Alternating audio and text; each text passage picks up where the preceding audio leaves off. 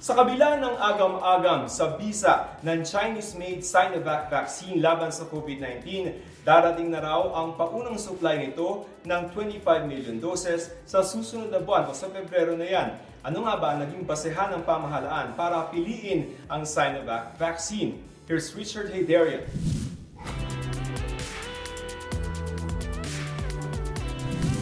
Good news po, nag-secure ang Pilipinas ng up to 25 million new doses of COVID-19 vaccines. And some of that could be rolled out as early as next month, February 2021.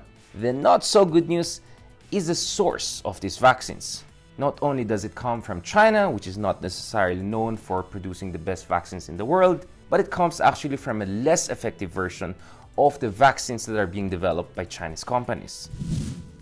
Medyo malaki-laki din ang allocation ng Pilipinas for procurement of vaccines. The Duterte administration has amassed up to 73.2 billion pesos or more than $1 billion for the procurement of the vaccines from across the world.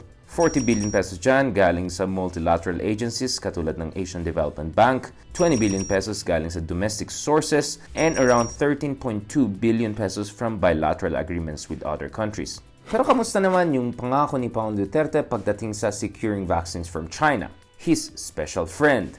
The Philippines has secured some 25 million doses of the COVID-19 vaccine from Chinese firm Sinovac, with the initial batch expected by February of this year, ayon kay Health Secretary Francisco Duque III. Nonetheless, this has raised eyebrows among Philippines' top legislators. As Senator Panfilo Lacson put it, what is so special about Sinovac? One major problem, ayon sa mga legislators such as Senator Panfilo Lacson, is that the Sinovac vaccine is not necessarily that effective. At best, it has an efficacy rate of 50%. Ayon sa Secretary Duque, there's no favoritism na exercise in this specific case. So what's up with this deal with the Chinese company? Bakit pinili yung kumpanya na yan? But others are concerned that this has lots to do with President Duterte's over-reliance on China and the fact that the Philippines bungled its earlier chance to get better vaccine deals from Pfizer and other major reputable companies. Ayon sa isang report by the New York Times, these deals could help vaccine makers shake off the industry's tarnished reputation after a series of quality and corruption scandals. For decades, Chinese vaccine makers focused only on serving their domestic market. Only 5 Chinese vaccines have been pre-approved for export by the World Health Organization. One of them is a hepatitis A shot made by Sinovac.